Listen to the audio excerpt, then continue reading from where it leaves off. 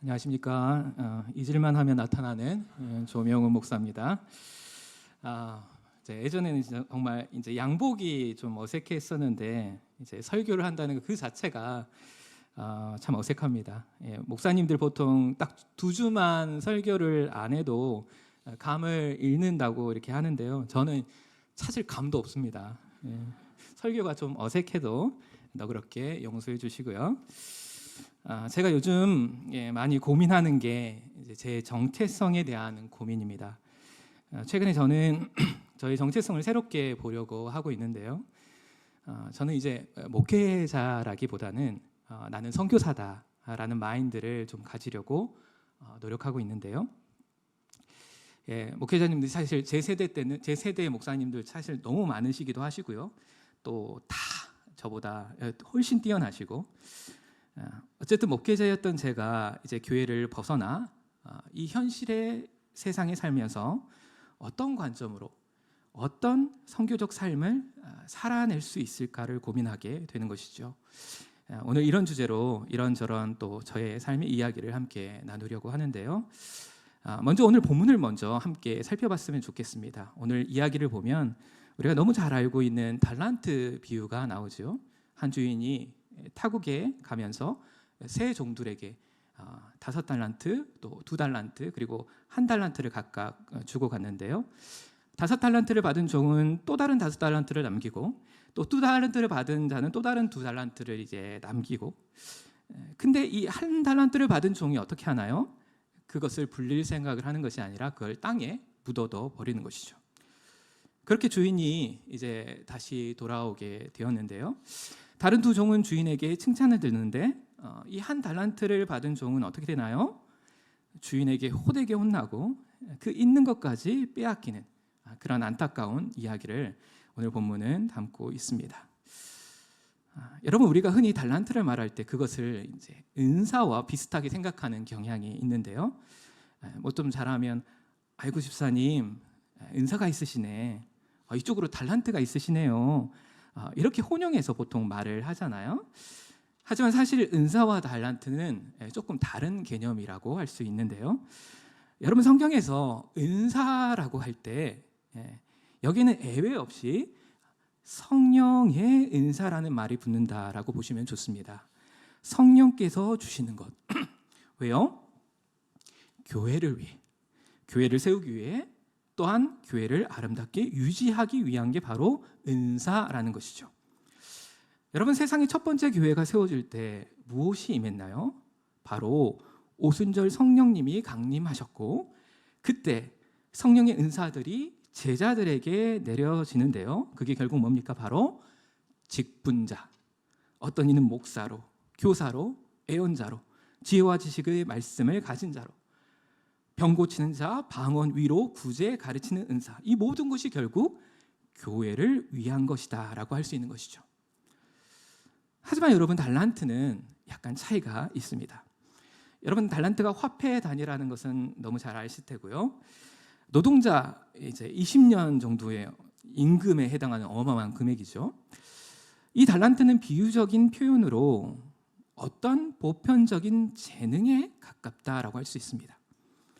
칼빈은 이 달란트를 하나님의 부르심이나 타고난 능력으로 해석했고요. 그것을 일상의 삶 전체를 섬기는 사명으로 확장시켰습니다. 여기서 칼빈은 이 확장된 개념, 일상의 삶 전체를 섬기는 사명이라는 개념이 너무 중요한데요. 결국 오늘 본문의 이야기의 강조점이 여러분 무엇이냐는 것입니다. 단순히 어떤 주어진 물질이나 돈이나 또는 단순히 어떤 재능에 큰 강조점이 있지 않다라는 것입니다. 오히려 뭐에 더 강조점이 있나요? 바로 책임감, 충성심, 그리고 내게 주어진 것을 활용하는 주체성, 그리고 역동성, 이 훨씬 중요하다라는 것입니다. 이 달란트 비유를 한번 잘 보세요. 어떤 얘기는 달란트 이만큼 주고 또 어떤 얘기는 그보다 더 많이 주고. 여러분, 왜 다르게 주는 거죠? 차별 아닌가요? 형평성에 어긋나지 않나요? 여러분, 이건 주인의 마음이죠. 이건 그냥 선물이잖아요. 그건 주는 사람의 마음인 거예요. 이걸 우리는 은혜라고 말해요. 은혜의 핵심은 뭔가요? 값없이 주어지는 것. 우리의 것이 아니에요. 내가 뭐 세상적으로 돈이 많고 지위가 있고 능력이 뛰어나다? 아이고, 착각하지 마세요.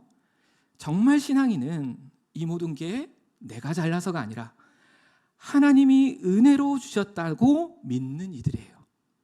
5달란트를 주시든 2달란트를 주시든 1달란트를 주시든 내가 잘나서 더 많이 주시는 게 아니라는 것입니다. 여러분, 이건 중요하지 않아요. 그럼 여러분, 중요한 게 뭘까요? 도대체 뭐가 중요한가요? 달란트의 많고 적음이 아니라 나에게 주어진 그 달란트로 내가 무엇을 해내느냐라는 거예요. 이게 중요하다는 겁니다. 그러므로 달란트는 여러분, 재능이 아니라 책임에 더 가깝다라고 할 수 있는 것입니다. 오늘 본문을 한번 보시자고요. 여러분, 주인의 칭찬 포인트가 뭔지 잘 보세요. 주인은 잘하였다, 착하고 충성된 종아라고 했지 능력 있는 종아라고 말하지 않아요. 무엇을 받았느냐가 중요한 것이 아니라 내가 받은 그것으로 무엇을 했고 무엇으로 어떻게 사용했느냐라는 것이 주일의 유일한 관심사항이었다라는 것입니다. 아이고, 저는요 받은 게 너무 작아서 할 수 있는 게 없어요. 아니, 일도 가진 게 있고 재능 있는 사람들이 하는 거지 저는 못해요. 자, 이런 분들에게 주님이 이런 말씀을 하시는 거예요. 우리 26절부터 우리 28절까지 우리 함께 읽어보도록 하겠습니다. 26절입니다. 시작. 그 주인이 대답하여 이르되 악하고 게으른 종아, 나는 심지 않은 데서 거두고 해치지 않은 데서 모으는 줄로 내가 알았느냐. 그러면 내가 마땅히 내 돈으로 취리하는 자에게서 맡겼다가 내가 돌아와서 내 원금과 이자를 받게 하였을 것이라 하고, 그에게서 그 1달란트를 빼앗아 10달란트 가진 자에게 주라. 아멘. 여러분, 사실 그렇습니다. 내가 받은 것이 크냐 작냐에 집중하면 여러분, 그 비교 의식에 사로잡히는 순간 사실 그 어떤 일도 할 수 없습니다. 내가 가진 것이, 그리고 내가 받은 것이 상대적으로 작고 하찮다고 여기는 이들이 보통 받은 달란트를 땅에 묻어두더라라는 것입니다. 아이고, 전 별로 받은 게 없어요. 저기 많이 받으신 분들이 봉사하고 선교하셔야죠. 저는 별로 없어서 안 할래요. 이게 바로 여러분, 1달란트를 받은 이들이 가질 수 있는 한계이자 오류라는 것입니다. 달란트의 핵심은 다시요, 내가 뭘 받았느냐가 아니라 그것으로 내가 무엇을 했느냐 하는 이 책임감과 신실함인데, 많은 이들이 주인의 의도를 완전히 잘못 이해하고 있다라는 것입니다. 내가 가진 것, 그게 크든 작든 어떤 역경과 환경에서든 상관없이 주인이 맡기신 일을 능력과 여건의 그 한계 내에서 신실하게 해내는 것, 바로 그것이 우리의 사명인 것입니다.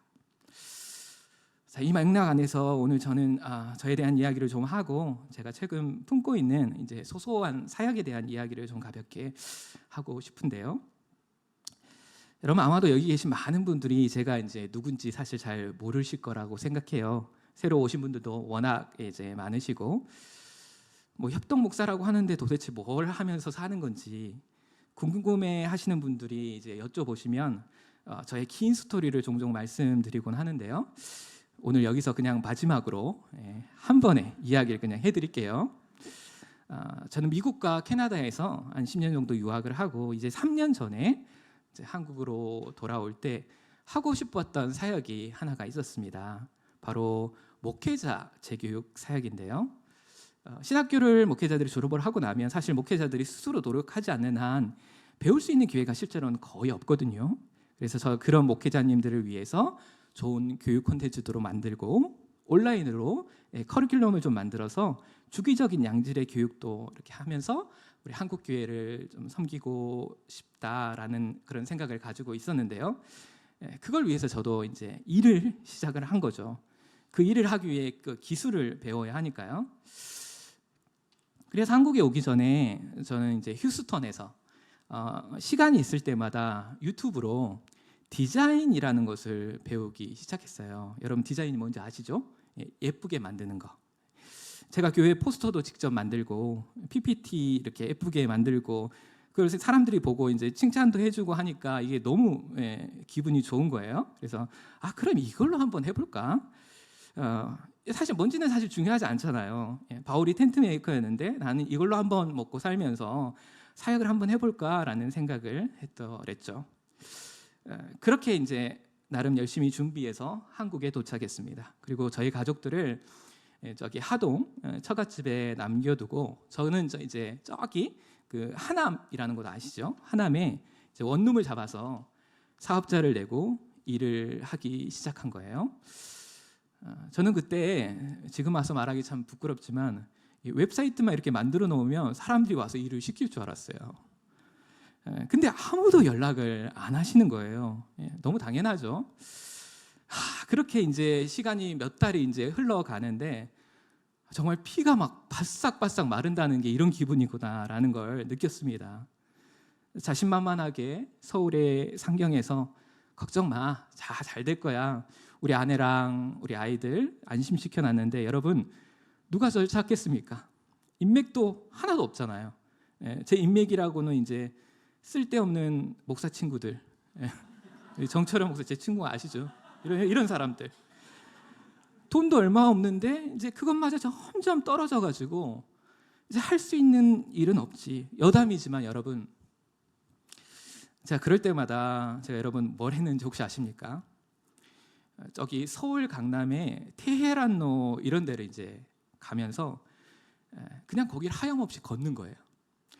그러면서 이제 거기 정말 건물들도 너무 많고 사람들도 정말 많잖아요.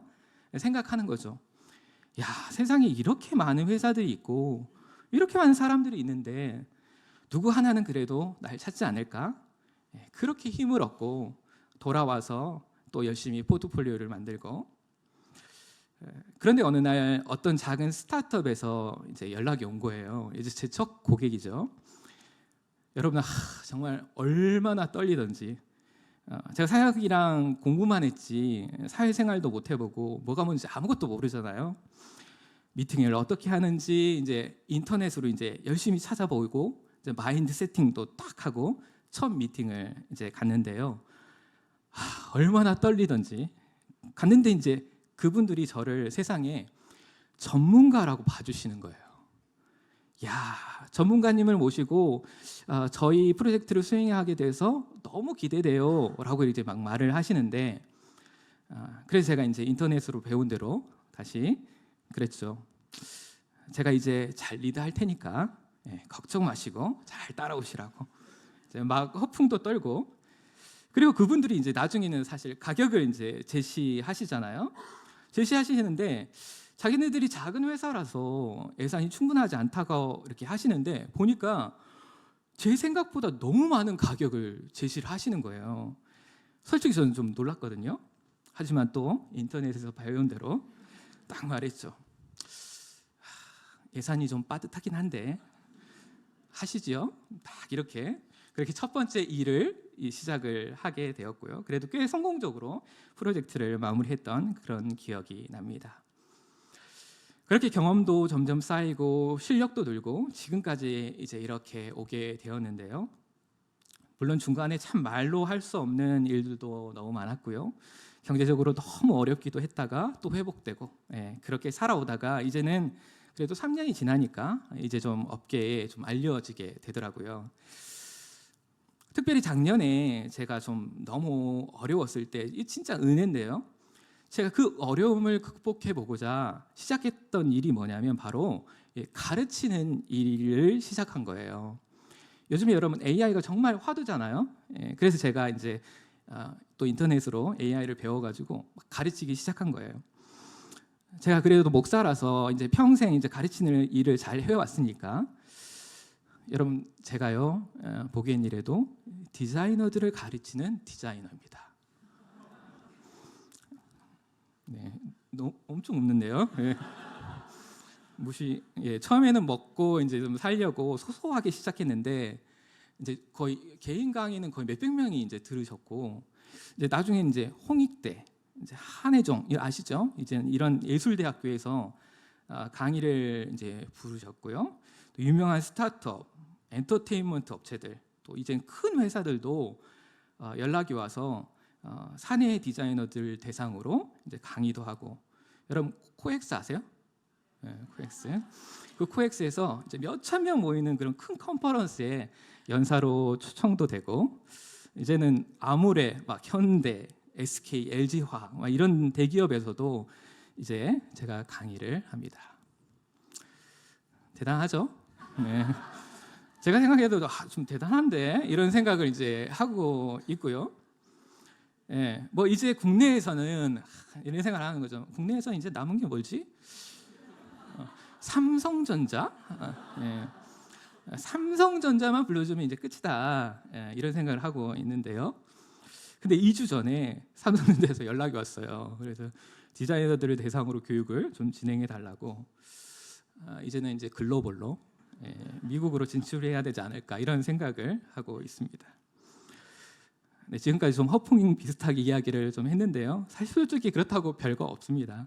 그냥 시대의 흐름을 잠깐 타고 이런 일을 하고 있긴 하는데요. 저도 이제 막 터전을 잡고 여전히 근근히 버티며 살고 있는 것 같아요. 너무 바쁘고요. 밤낮이 없고요. 주말도 없습니다. 몰랐는데 세상이 그렇게 되어 있더라고요. 하루 종일 빠듯하게 일해야 겨우 먹고 살 수 있게 그렇게 세상이 정해져 있다라고 할까요? 제 원래 계획은 절반은 일을 하고 나머지 절반은 사역을 하겠노라는 그런 거창한 계획을 잡았는데요. 제가 현실을 너무 몰랐었던 거죠. 이 세상이라는 게 내가 진짜 나의 모든 노력과 시간의 100%를 쏟아부어도 될까 말까 하는 거라는 걸, 일 절반, 사역 절반 이런 게 아니라는 것을, 물론 시작 단계니까 그렇겠지만 이제서야 현실을 깨닫게 되더라고요. 그런데 바로 여기서 이제 저의 고민의 지점이 생기는 거예요. 이렇게 하루하루 먹고 살기 급급해하며 나와 우리 가족만을 위해 바쁘게 살다가 하나님이 나에게 주신 사명을 제대로 감당하지 못하면 어떡하지? 보니까 제게는 막 큰 게 아니고 그냥 한 달란트도 많긴 하지만 한 달란트를 주신 것 같은데 그냥 나 사는 것에 급급해서 내가 할 수 있는 게 별로 없다는 핑계를 대며 그냥 사명과 책임을 그냥 땅에 묻어버린 그 어리석은 종과 같은 자가 되면 어떡하지? 그래서 제가 올해 초부터 심각하게 제 삶과 사역을 돌아보기 시작했어요. 내가 그저 바쁘다고 아무것도 하지 않는 게 과연 맞는 걸까? 아무리 바빠도 내 경제적 여건이 지금 녹록치 않다고 하더라도 내가 어떻게든 할 수 있는 게 있지 않을까? 찾아보기 시작했습니다. 여러분, 이게 정말 중요한 건데요.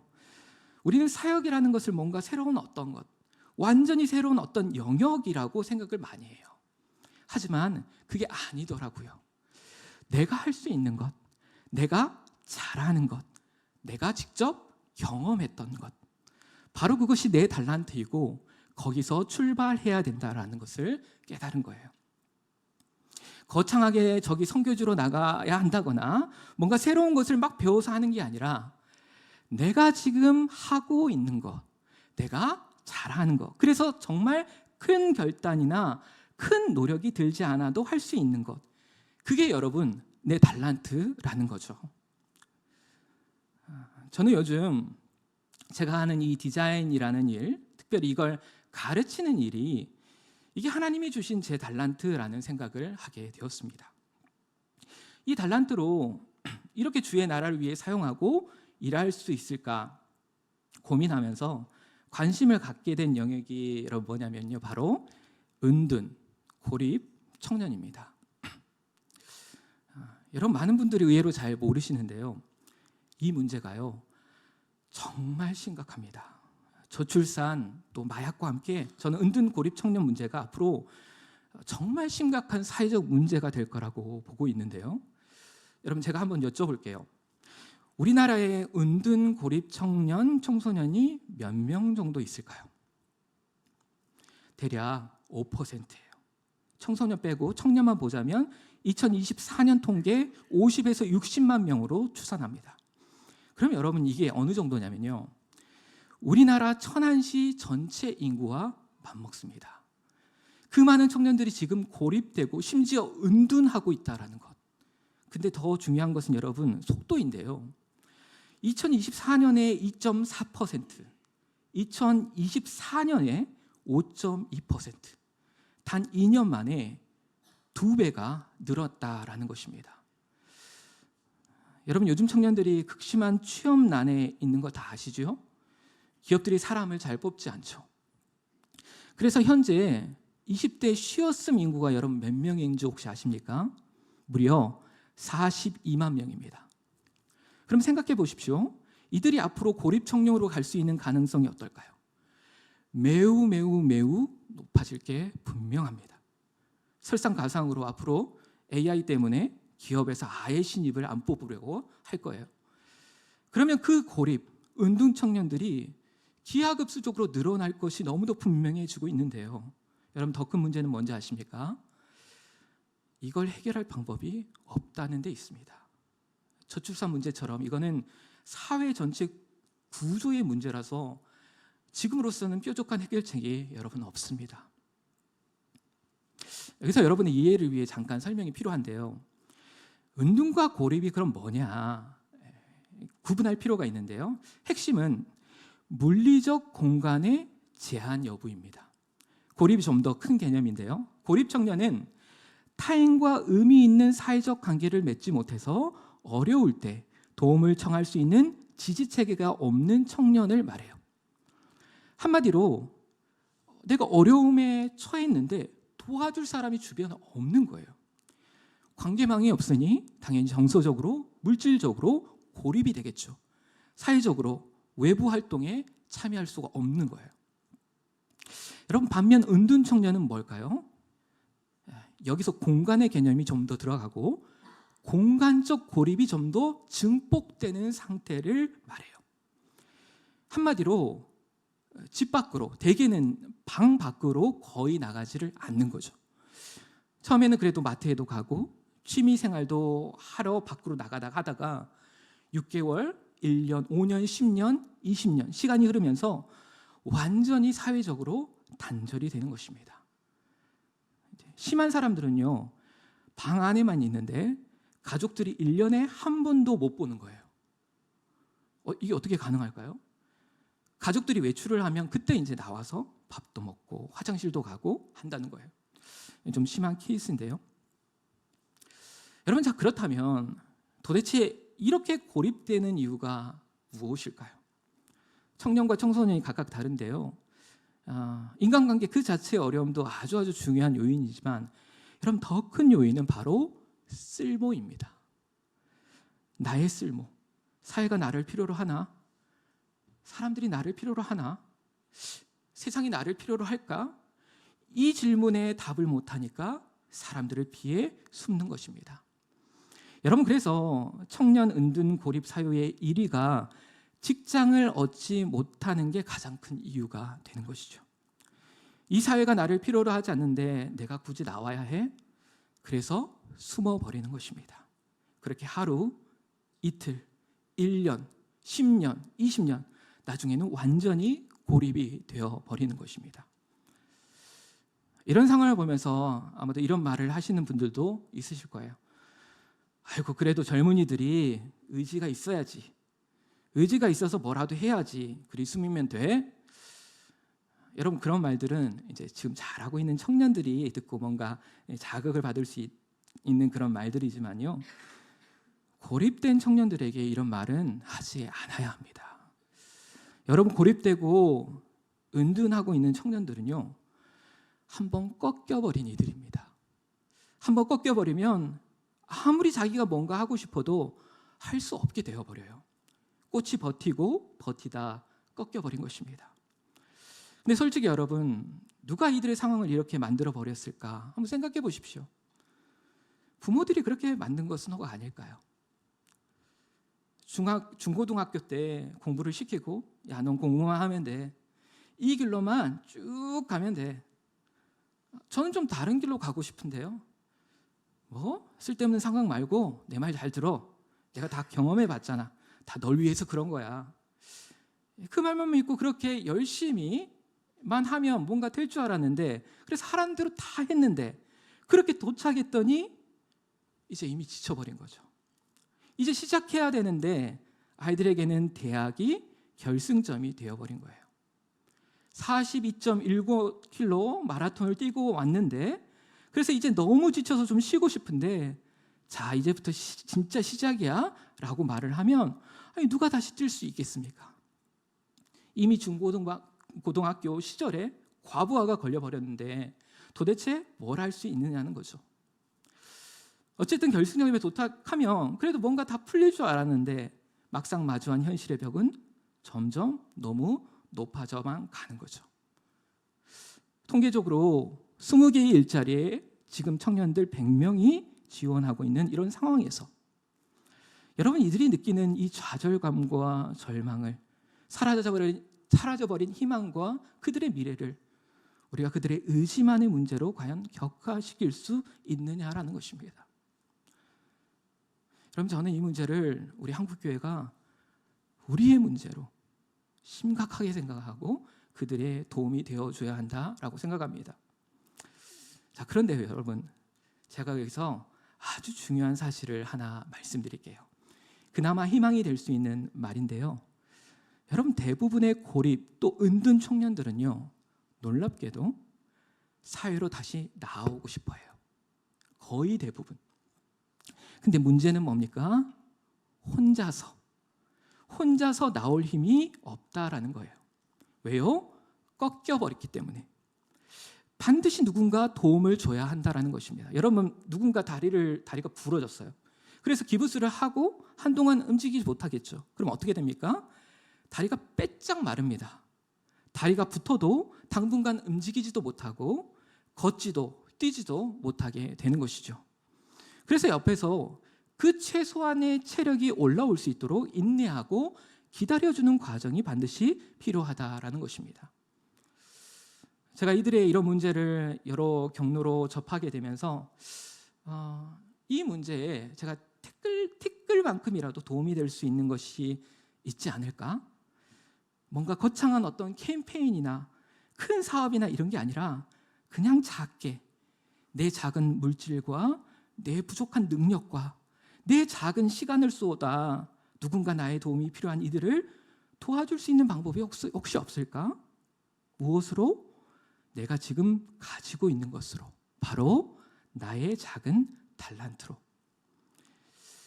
그래서 여러분, 제가 생각한 게 이들을 위한 강의를 하나 이제 9월부터 오픈하기로 했습니다.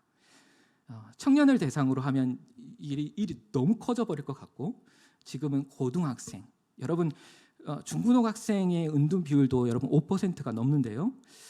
이 고등학생 아이들 중에서 너무 깊이 들어간 이제 심리적인 그 치료가 필요하니까요.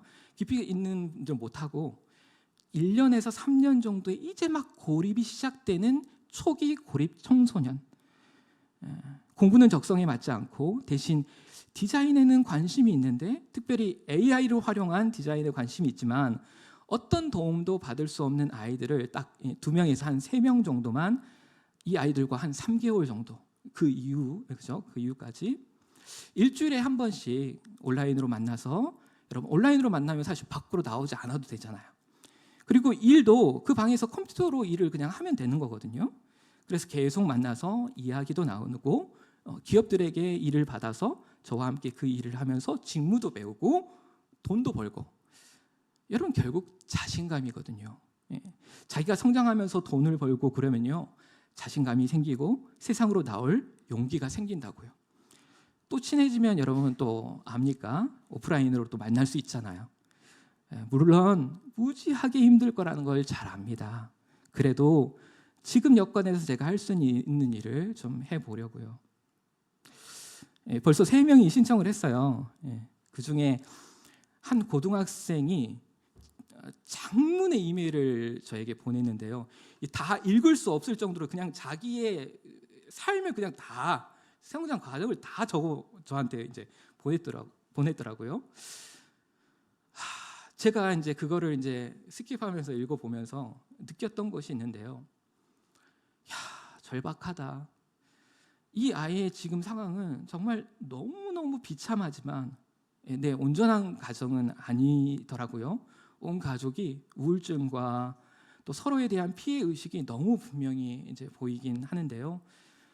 그럼에도 세상으로 다시 나가고 싶어하고 세상에서 나가서 자기도 뭔가 하고 싶다는 너무 강력한 그런 의지가 있더라고요. 물론 어떤 결과가 나올지는 솔직히 저도 잘 모르겠습니다. 큰 기대 없이 일단 AI 프로그램을 익히게 하고 프리랜서로 실무를 어떻게 하는지 가르치고 또 하나부터 10까지 자립할 수 있게 만드는 것이 일단은 저의 목표입니다. 여러분 기도해 주시고 혹시 주변에 이런 조건에 맞는 혹시 청소년들이 있다면 저에게 알려주시기 바랍니다. 제가 오늘 말이 좀 많았는데요. 하고 싶은 말이 사실 너무 많지만 여기서 말씀을 마무리하고 싶은데요. 오늘 제가 우리 공동체와 함께 나누고 싶었던 것은 이것입니다. 여러분, 여기 계시는 우리 대부분은 아마도 한 달란트를 받은 자들이 아닐까 생각합니다. 상대적으로 작다고 느꼈기에 미처 사용하기를 주저했던 나의 보잘것없는 재능과 나의 소유로 나는 도대체 무엇을 할 수 있을까? 하나님께서 내게 주신 것으로 내가 주의 선한 일에 어떻게 참여할 수 있을까? 머뭇거리고 주저하는 분들이 정말 많으실 거라고 생각합니다. 여러분, 우리 주님의 시각은요, 주어진 달란트의 많고 적고에 결코 있지 않습니다. 큰 재능이 아니라 신실한 책임감, 거기에 주님의 기대가 있다라는 것입니다. 한 달란트 받은 종이 도대체 왜 주인을 그렇게 부정적으로 바라보고 아무것도 하지 않았던 것인지 잘 모르겠지만 여러분, 그는 주인을 완전히 오해했던 것이죠. 아마도 주인은 그 달란트로 뭔가 열심히 일하다가 설령 성공하지 못하고 실패했더라도 기쁘고 즐겁게 그 결과에 대한 보고를 받으셨을 것입니다. 주님이 그러시잖아요. 내가 차라리 돈을 은행에 맡겨 이자라도 받을 것이라고 하시잖아요. 결과보다 책임과 사명, 행동을 보신다는 말입니다. 실수했다고 벌하고 책임을 지우는 존재가 절대 아니었다라는 것이죠. 중요한 것은 맡겨주신 것에 대한 신실함입니다. 발버둥을 치는 것입니다. 주님이 주신 것으로 더 큰 가치를 만들어 보겠노라는 바로 그 각오, 그 노력과 수고, 주님이 원하셨던 것은 바로 그것인 것이죠. 사랑하는 형제 자매 여러분, 주께서 여러분에게 맡기신 그 달란트로 지금 무엇을 하고 계십니까? 그 달란트로 주의 나라를 위해 사용하고 계십니까? 너무 작다고 혹은 너무 바쁘다고 상황이 여의치 않다고 달란트 사용하기를 주저하고 땅에 묻어두고 계시지는 않으십니까? 주님은 언젠가 우리에게 분명히 우리의 사역의 결과물을 요청하실 것입니다. 제게 주신 달란트가 너무 작아서 아무것도 못했네요. 여러분, 이렇게 핑계댈 수 없다는 것입니다. 우리의 섬김이 결코 거창할 필요가 없습니다. 크고 거창한 어떤 일을 주님이 기대하시는 것이 절대 아닙니다. 소명에 대한 책임감, 그리고 작은 실천. 이것이 바로 한 달란트 받은 자의 소명인 것입니다. 여기 계신 우리 모두가 우리가 주께 받은 그 귀한 청지기의 사명, 선교적 사명을 신실하게 감당하시어 주님 다시 오실 때 착하고 충성된 종아 잘하였도다 라고 꼭 칭찬 들으시는 귀한 주의 백성들, 일꾼들이 다 되시기를 우리 주님의 이름으로 간절히 소원합니다.